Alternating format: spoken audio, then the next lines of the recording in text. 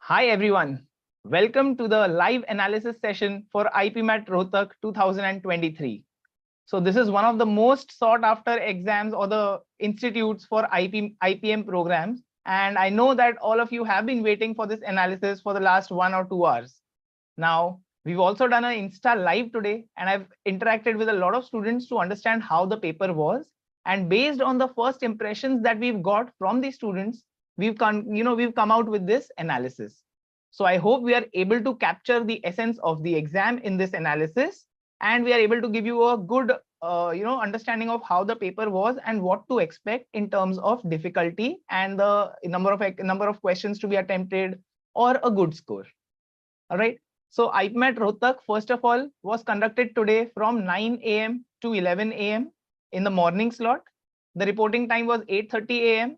The center where I had visited, the entry was very smooth. Students were able to go to the center without any hiccups. There were 2-3 cases who even came after the door closing time or the gate closing time. But the examiners or the exam organizers were kind enough to allow them after making them wait for say 5 minutes. So that was very smooth. The process was very smooth. Even the paper got over on time, so no hiccups over there. So let's get going with the discussion related to the paper and its questions. So first of all, I'll give you an overview of the entire paper. So as we all know, IPMAT Rohtak 2023 had 3 sections: QA, VA, and LR. Total 120 questions. Each section had 40 questions. Total duration was 40 minutes. Total duration was 120 minutes. They had mentioned that there will be sectional time limit 40 minutes, but there was no sectional time limit as every year. So 120 minutes could have been allocated to any section at any time. There were 4 marks for every correct question, and there was negative marking for wrong answers. So students had to be careful of how they attempted the paper. Looking at the overall overview of how this paper today was. So based on the interactions with the students, I found that the quantitative aptitude section was very easy, especially as compared to the students who were taking who had taken the mock tests. They found the questions in the actual exam much easier than as compared to the mock test, and therefore they were able to attempt a really good number of questions in the actual paper. So a good attempt in the quant section was 35. Now, please understand, I'm not saying that you need to attempt 35 questions to clear the cutoff. This is a good score or a good attempt, out of which, there could be students who have attempted 30 or 20, 28 or 25 questions also, and they could cover it up in the other sections to clear the overall cutoffs. So this is not an indicator of the cutoff. This is a good score. Similarly, in the logical reasoning section, students said that this was the easiest of the 3 sections and were able to attempt even more than quant section. However, because there is verbal reasoning, some students found the questions to be a little tricky in the verbal reasoning part, and therefore again the good score and good attempts are the same as the quantitative ability section. 35 questions could have been attempted in 120, and you could have expected to score 120 marks.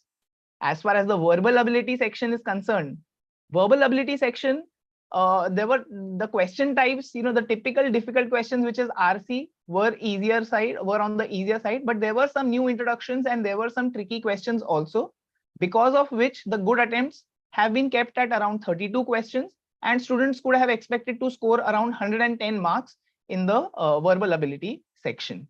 Overall, the paper was on the easier side.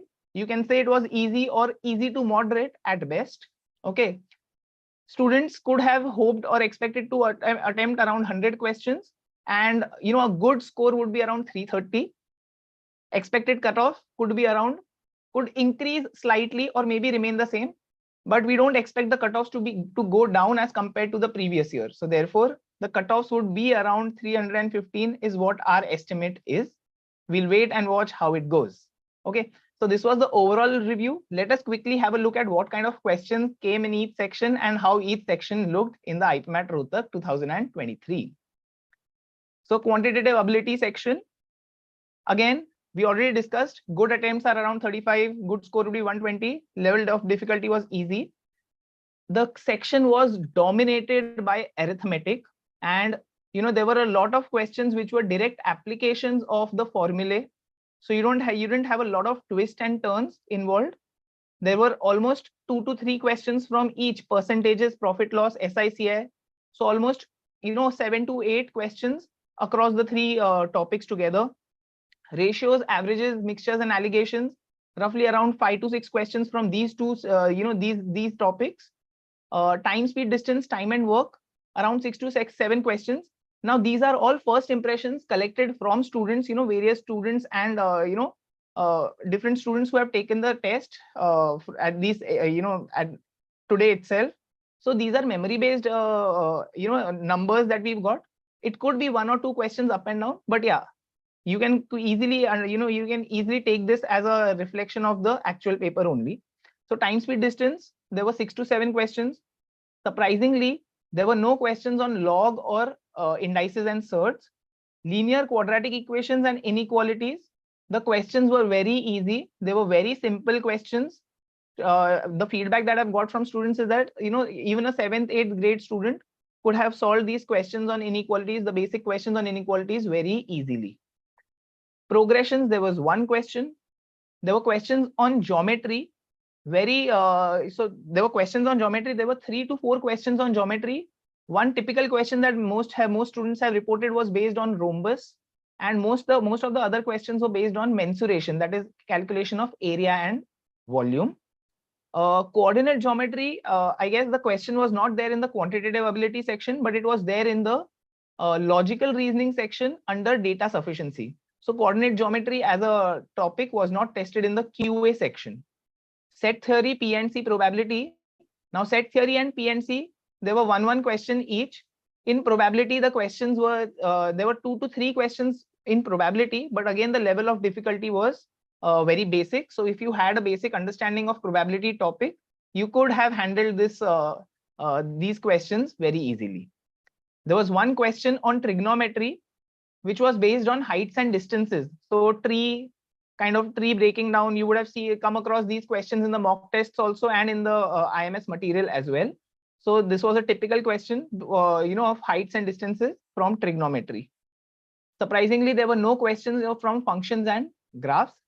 There were 2 to 3 questions from the numbers section, typically from the HCF LCM and HCF LCM models, and 1 question based on remainders. So this is a rough breakup of the 40 questions that we had in the QA section. The section was, there were very few questions which were slightly tricky. That is why the good attempts would be around 35. I have also come across students who have attempted 33 questions, good students who had a strong QA background, but have attempted 33 questions, and some have attempted 37 to 39 also.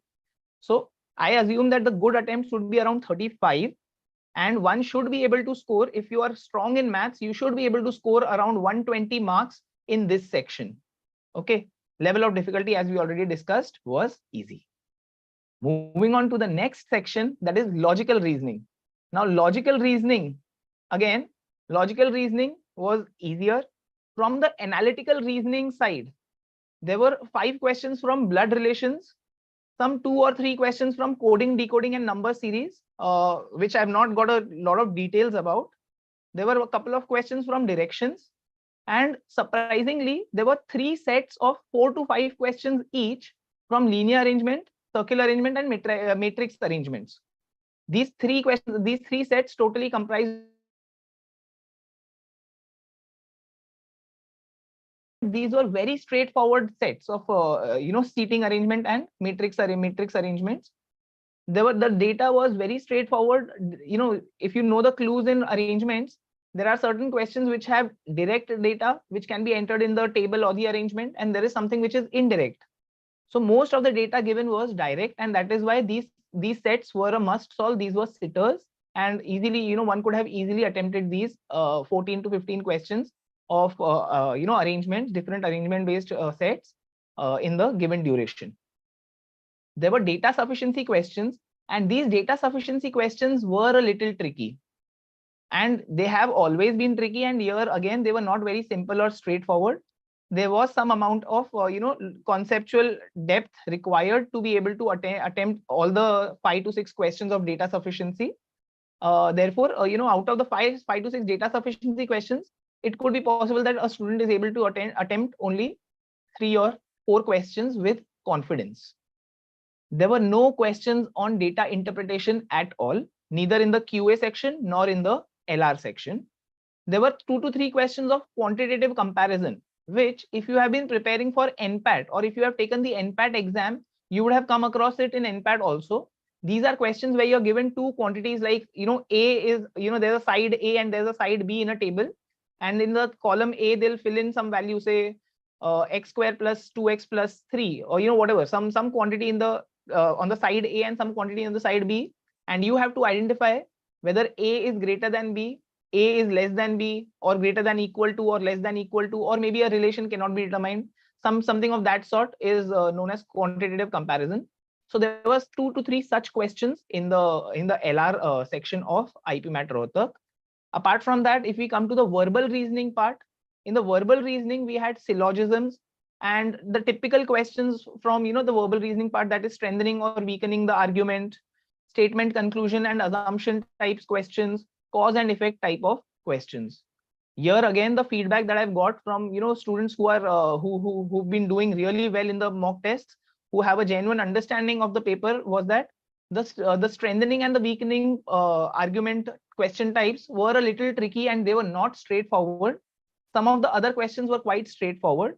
That is why it can be understood that if a student is not able to attempt all the 40 questions, and yet you could have done really well if you would have scored, if you would have attempted around 35 questions, you could have tried to get a score of, or you could have got a score of 120 plus. The level of difficulty, yes, apart from these couple of questions here and there, the other questions were very doable, and that is why the level of difficulty has been taken as easy. Moving on to the verbal ability section. Now, verbal ability section did not have a lot of surprises as such, but there were a lot of questions which were new, in the sense there were questions in the based on vocabulary, where you were given a part of the sentence and you had to replace it by another question, by a single word. Or there were questions based on vocabulary, where you had some bunch of, you had to answer for a group of things. What is, say for example, a flock of birds or a bunch of keys. So basically identifying what would be the collective noun for a certain set of things. There were questions based on phobias in vocabulary. Typically, one question which I got to know was phobia of not using phones. So that is there. There were questions based on idioms and phrases, which was not very difficult. Typical questions from idioms and phrases. There were questions on connectors. So the grammar questions, there were 2 types of grammar questions here. One were connector type questions, wherein you were given 2 statements and you had to identify the right connector that could connect the 2 statements or 2 parts of sentences, whatever it was. So some 2-3 questions of that type, which were not very difficult, okay, but they were not they required your basic understanding of grammar rules. In the sentence correction or grammar related questions, there were 2 types of questions. One was straightforward, direct, identifying the error in the statement. The other question was of the type where you were given four sentences, and the words were kind of, there were the same set of words given in 4 options, and there, maybe 1 or 2 words were just rearranged here and there, and you had to identify which one is the correct formation or the correct structure of the sentence. This second type of questions were slightly tricky, is what I have understood from the students. Apart from that, the other questions were manageable. Para completion was there. There were 4 questions of para completion, out of which I think 2 questions were very straightforward, but there were 1 or 2 questions which kind of were a little tricky. Para jumbles were very easy. So it was, it was much lower as compared to, what you will find in the IPMAT Indore level, or, if you are prepared for IPMAT Indore as well. But this were very basic level para jumble questions. In the para jumbles, you also had one more question type, which is known as out of context. So here you are given 4 sentences or 5 sentences, whatever number of sentences, and out of which the other 4, when put in a right order, can create a right paragraph, but one of them was not a part of that paragraph. So you had to identify which sentence is not a part of the paragraph that would be formed. Such questions are known as out of context questions, and there were 2 such questions also. Now these were not very difficult, but this was a new question type, so this could kind of surprise the students if they're not kind of prepared to take up something new in the exam. As far as the reading comprehension is concerned, which kind of is one of the biggest topics that we generally get in the verbal ability section, the RCs were very, very small. There was one RC on NSS, there was one RC on COVID, and it's kind of how the Indian government dealt with COVID.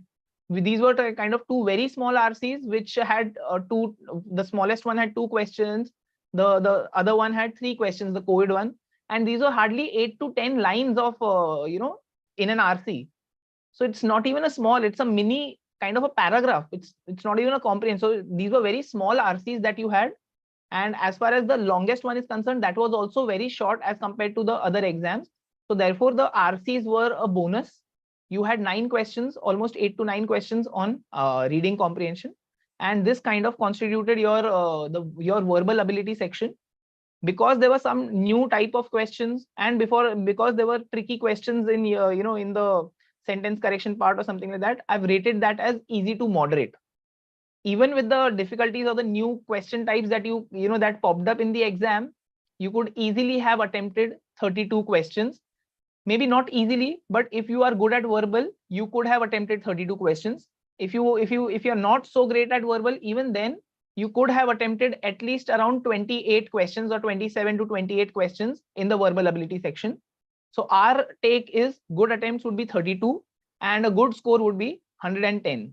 Also, as I had reminded earlier, when we are saying good score, these are these are scores that you could expect if you are good in this topic, and these are not the cutoffs. Level of difficulty that we think about this section is easy to moderate. Now again, coming back to the overall, as we see, the level of difficulty was somewhere between easy to moderate. So difficulty level overall was easy to moderate. I expect the good score to be around 330 plus, and I expect the good score to be around 330 plus, and just a moment. And sectional cutoffs, sectional good scores to be 120 in quant, 120 in LR, and 110 in the verbal ability section. The expected cutoff is around 315. And now if I look at the next steps as we go ahead, the next step would be result announcement and the interview preparation for IPMAT Rohtak. And obviously most of you who have prepared for IPMAT Rohtak would also be taking IPMAT Indore. That's a completely different discussion. IPMAT Indore, JIPMAT, you would be preparing for that. But apart from that, you also need to be aware that your results for IPMAT Rohtak are expected to be announced around the first week of June. And you might have your interviews in the second or the third week of June. So hoping that all of you, clear the cutoffs and get an interview call. And all the best for your IPMAT preparations for all the exams and IPMAT Rohtak as well. Thank you.